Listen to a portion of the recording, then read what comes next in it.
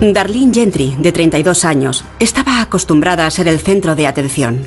Darlene es una mujer atractiva, rubia y menuda. Yo la llamaba la mamá rubita. Pero cuando entró en un juzgado de Texas la mañana del 6 de febrero de 2007, su aspecto no era el único motivo por el que todas las miradas estaban centradas en ella. Esta madre de 3 hijos iba a ser juzgada por asesinar a su marido, Keith. Cuando la miras, no ves a una asesina. Parecía la reina del baile. Pero solo hasta que vieron el vídeo. Se ve a Darlene con su pelo rubio. Se ve claramente que es ella.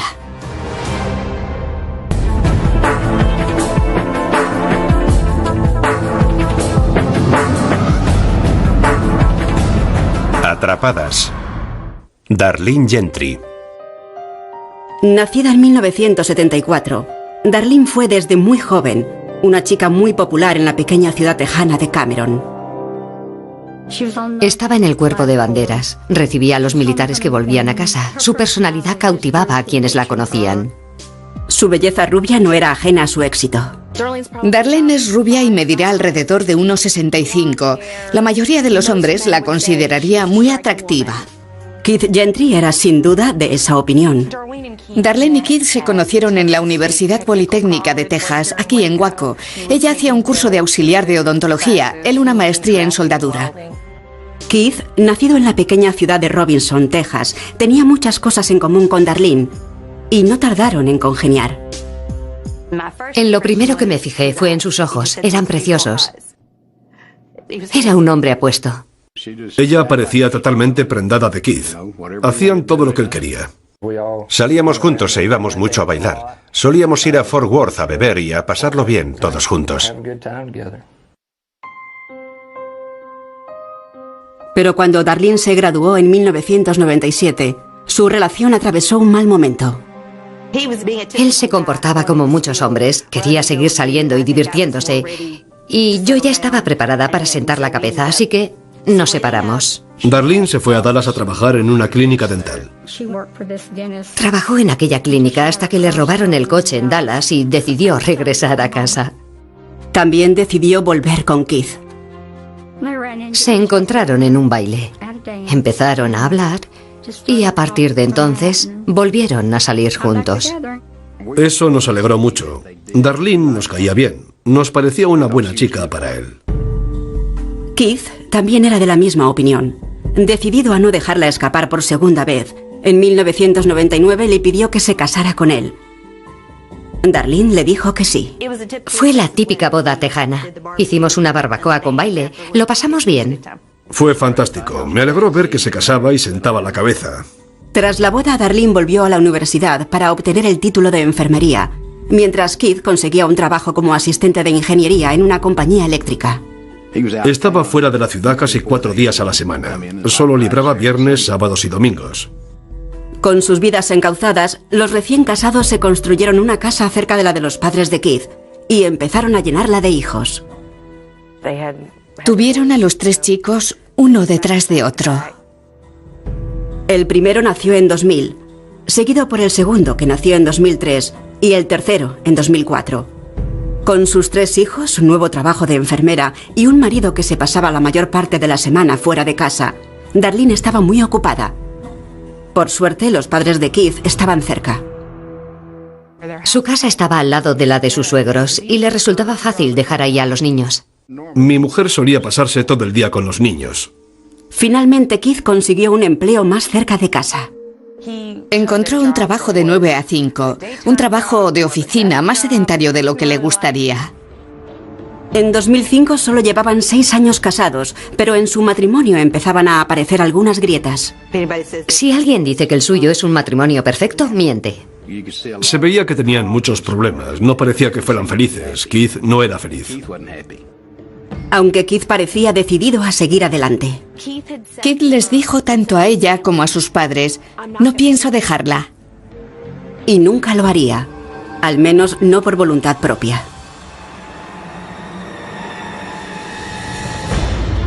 Poco después de las 6 de la mañana del 9 de noviembre de 2005, la centralita de 911 de Robinson, Texas, recibió una llamada. Era Darlene. Robinson 911, what's your emergency?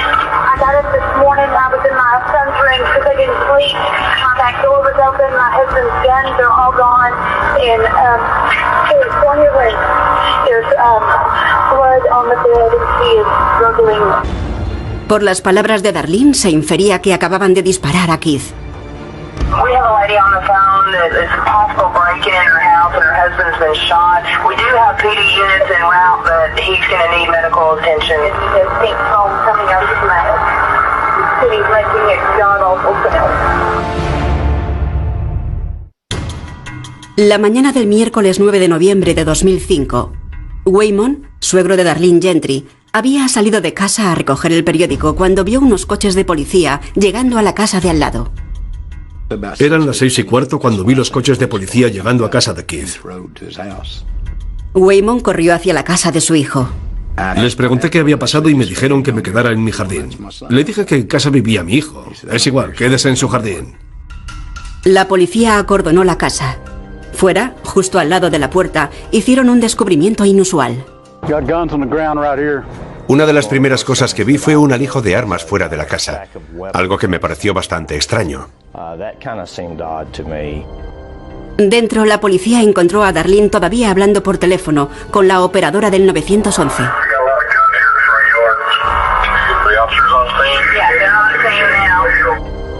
Con los micrófonos del coche grabando, los agentes que estaban dentro de la casa interrogaron a Darlene sobre el agresor. You have any idea who this could have been? I have no idea. Okay, do you know which way they went? No, I saw nothing. Momentos después llegó una ambulancia. Waymon Gentry esperaba ansioso en su jardín mientras los paramédicos trasladaban a su hijo. Vimos cómo lo sacaban de la casa en una camilla totalmente entubado. Fue entonces cuando nos dimos cuenta de que había pasado algo. Keith Gentry había recibido un disparo en la cabeza. Estaba vivo, pero agonizante. Mientras la ambulancia lo trasladaba al hospital, la policía intentaba aclarar lo que había pasado.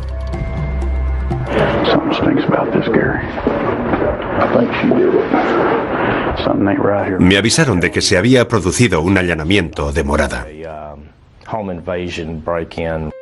Pero no había señales de que se hubiera forzado la puerta de entrada, ni la cerradura del armero que parecía haber sido el objetivo de los ladrones.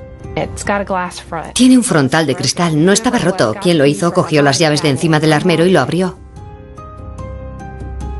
Dada la escasez de pruebas, los agentes hablaron con la única testigo, Darlene. Le pregunté si podía acompañarme a la comisaría para hablar conmigo e intentar averiguar quién podía haber hecho algo así. En un principio pensé que lo mejor era ayudarles en todo lo que pudiera. Una vez en la sala de interrogatorios, Darlene narró los hechos anteriores a su llamada al 911. La señora Gentry me dijo que sus hijos se habían puesto enfermos esa noche. Los 3 niños estaban levantados. Yo intenté que no alborotaran. Fuimos a la habitación del mayor y nos pusimos a ver la tele. Finalmente los niños se durmieron. También Darlene. Le dijo a la policía que seguía en la habitación de los niños cuando se despertó a las 6 de la mañana. Mi hijo pequeño llegó gateando hasta donde mí y me di cuenta de que teníamos que levantarnos. Salí de la habitación y empezamos a prepararnos. Fue entonces cuando, según su propia explicación, Darlene vio el armero abierto y vacío. Le gritó a Keith una vez para que se despertara porque el armero estaba abierto y volvió a gritarle. Como Keith no respondía, Darlene entró en la habitación. Va a despertar a su marido y oye que este emite unos sonidos extraños. Cuando se acerca más a él, ve que hay sangre en la cama. Es entonces cuando llama al 911. Unos minutos más tarde llegaron los primeros policías. Le preguntaron si había hecho algo para intentar ayudarle y dijo que no lo había tocado. Teniendo en cuenta que Darlene era enfermera titulada, a la policía le extrañó el hecho de que no hiciera nada para ayudar a su marido agonizante. Hasta una persona sin conocimientos de medicina intentaría ayudar a su marido si éste estuviera herido. Pero ella no hizo nada. Darlene se defiende diciendo que estaba conmocionada. No sé si estaba en una nube o en estado de shock. No sé qué me pasó. Mi única preocupación en aquellos momentos eran los niños. Mientras Darlene estaba siendo interrogada por la policía, el detective O'Connor recibió una llamada del hospital con malas noticias sobre el estado de Keith Gentry.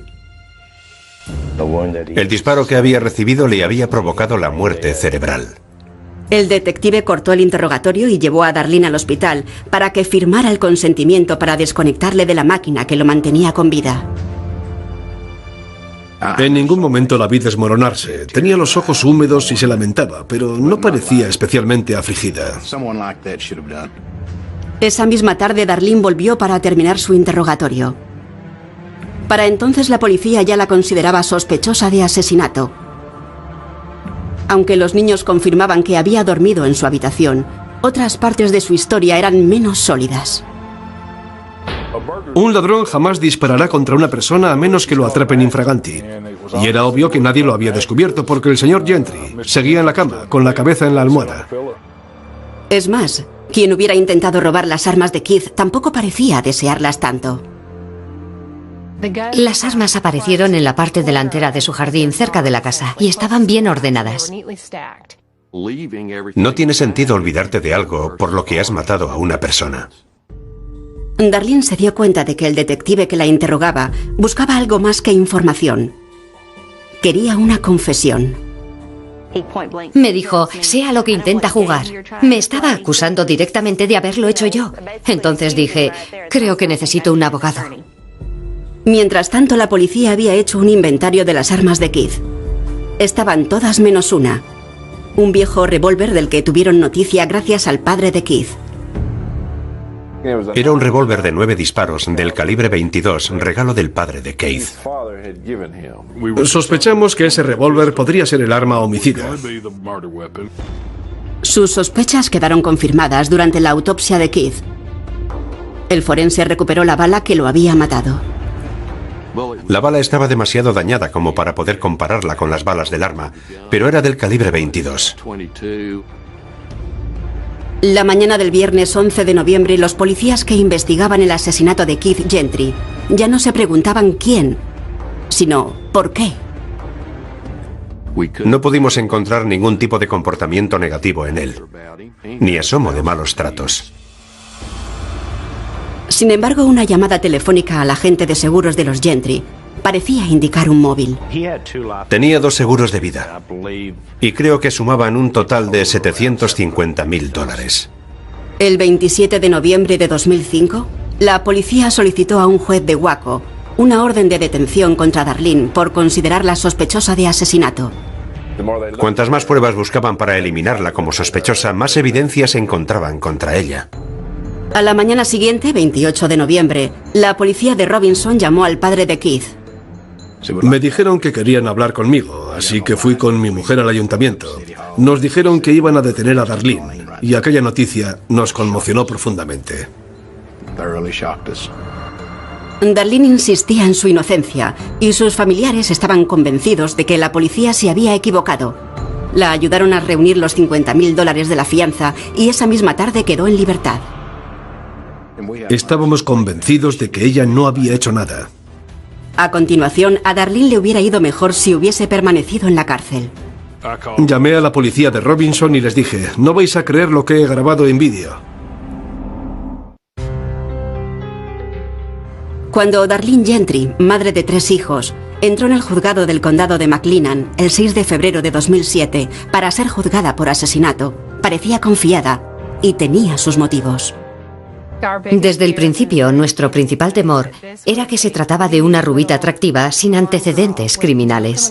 La miras y no ves a una asesina. Quiero decir que parece una madre, una enfermera. No parece alguien capaz de matar a su marido. A pesar de su angelical aspecto, según la argumentación inicial de la fiscal, todo hacía apuntar que había sido ella la asesina. Tras analizar la escena del crimen, era obvio que ella había cogido el arma y le había disparado mientras él dormía, y sus hijos estaban en la habitación de al lado. Según la acusación, posteriormente, Darlene sacó las armas de la casa, llamó al 911 y empezó a borrar sus huellas. Cuando hizo la llamada, realizó una explicación larga.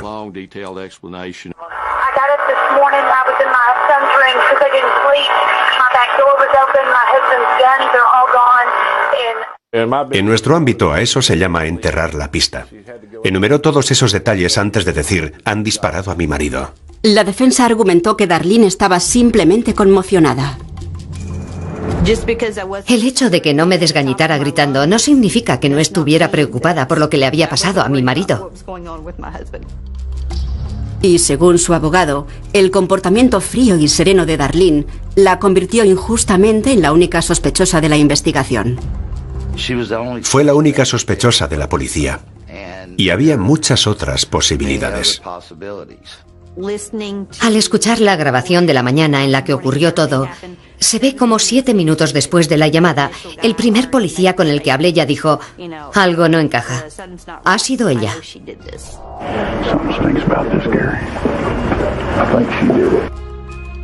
Teniendo en cuenta las pruebas, un jurado podría haber encontrado razonable esa argumentación.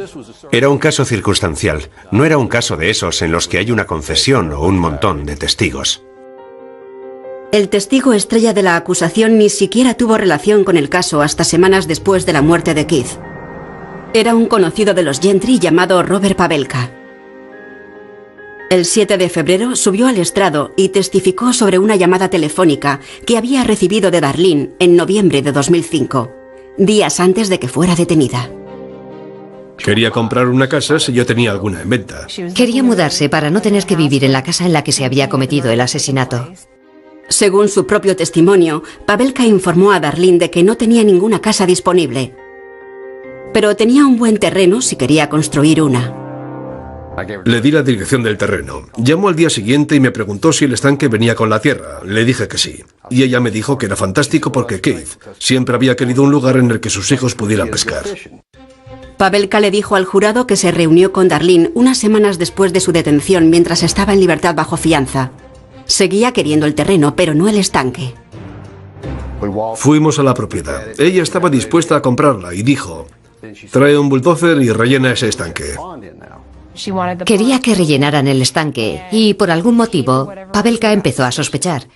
Para entonces ya sabía quién era ella y de qué estaba acusada. Pavelka declaró que esa tarde llamó a un amigo del departamento de policía. Le llamé y le dije: oye, puede que no sea nada, pero ¿qué opinas de esto? Y él me dijo: habrá que investigar. Para explicar lo que sucedió después, la acusación llamó a declarar al ranger de Texas, Steve Foster. Primero quería el estanque, luego no lo quería. Lo primero que pensé es que había arrojado el arma al agua. Foster llamó inmediatamente a un equipo de submarinistas. Los submarinistas encontraron el arma unos 10 o 15 minutos después de meterse al agua. Era el revólver de calibre 22 de Keith. Pero los Rangers, como explicó la fiscal al jurado, no se detuvieron ahí. Le dijeron al señor Pavelka que la llamara y le dijera que iban a secar el estanque. Pensamos que podía presentarse para intentar encontrar el arma. En tal caso, los Rangers estarían preparados. Se apostaron entre los arbustos con una cámara de vídeo y esperaron. El 8 de febrero la acusación hizo que el jurado visionara esa grabación. Se ve a Darlene con su pelo rubio. Se ve claramente que es ella. Está pescando y pescando. Resulta obvio que está buscando algo. No pudo encontrarlo porque ya no estaba. Con la imagen de Darlene buscando el arma homicida fresca en la retina del jurado, la acusación terminó su trabajo. La atestada sala espera ahora oír a la defensa de Darlene, pero no la escucharían de su boca. Su abogado la aconsejó que no subiera al estrado. Si Darlene hubiera testificado en el juicio, habría tenido que responder algunas preguntas que pienso que le habría costado responder. 9 veces de cada 10, una vez que subes al estrado, le dan la vuelta a todo. Y no te beneficia estar allí. Te perjudica más que te beneficia. ¿Qué podía hacer la defensa para contrarrestar el vídeo de los Rangers?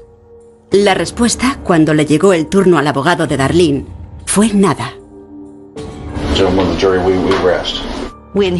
Cuando se levantó y dijo que no tenían nada que decir, me quedé en estado de shock. Su abogado defensor dejó que el jurado se fuera a deliberar con esas imágenes en la retina. El jurado solo necesitó 5 horas para alcanzar una decisión. Encontraron a Darlene Gentry culpable de asesinato y fue condenada a 60 años de cárcel. La vieron a plena luz del día, rebuscando en el estanque, en el lugar exacto en el que habían encontrado el arma. Aquellas imágenes lo decían todo. Inmediatamente después del juicio, Darlene solicitó un nuevo juicio, alegando que el juez no debería haber permitido mostrar las imágenes del vídeo. Aseguró que corrían rumores de que habían arrojado el arma al estanque. Quien fuera que arrojara el arma al agua consiguió volverme paranoica. El hecho de que la policía hubiera encontrado el arma en el estanque era irrelevante porque, en mi opinión, ya me tenían clasificada como la persona que había cometido el crimen. En aquel momento, incluso ella se dio cuenta de que había cometido un error. Recuerdo que pensé que estaba cometiendo un error, que no debía hacer aquello. Quien cometió el crimen me tendió una trampa con la ayuda de la policía. Por eso estoy hoy aquí. Pero por lo que respecta a la familia de Keith y sus amigos, es exactamente en la cárcel donde debe estar Darlene. Nos preocupaba que existiera la posibilidad de que saliera absuelta. Ella pensaba que a nadie se le ocurriría imaginar que aquella atractiva rubia, madre de 3 hijos, podría hacer algo así. Y creo que ahora está exactamente donde merece estar.